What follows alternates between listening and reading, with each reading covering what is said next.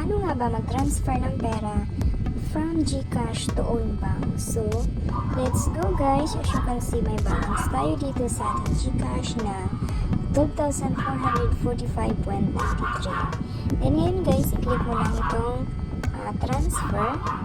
Pag na-click mo na yung transfer guys, makikita nyo itong ayan, yung maraming mga bangko na pwede nyo pagta-transferan. Then, i-search mo lang dito sa search bar ang kung bangko nyo makikita. Kung nakikita nyo na, yun naman, i-click nyo. Then, ngayon, i-type mo lang dito yung account name, then yung amount, kung magkano. At dito naman sa account number guys, pwede kayo gumamit dito mismo kung ano yung number mo sa pag-open account sa own bank. Pwede mo rin yun ang ilagay ninyo at pwede rin yung 16 digit ang ilagay ninyo dito.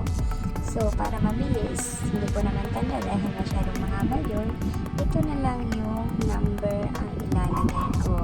Yung pinaka-number ng aking own bank, same lang dito sa GCash. Yun ang ilagay ko para mabilis. Then, optional lang naman din itong email. Then, pag okay na yan, click send money. At dito naman, makikita nyo dito na may fee siya na 15. Then, i-click na natin ang pay. Pag okay na kayo guys. At hintayin ninyo ang OTP na marireceive sa inyong GCash registered number. Ayan na. At i-enter ko lang dito ang OTP na aking na-receive. Then, submit.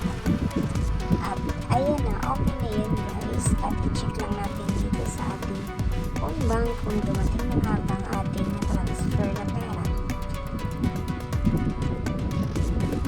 At ayan na. Dumating na nga ang ating na-transfer dito.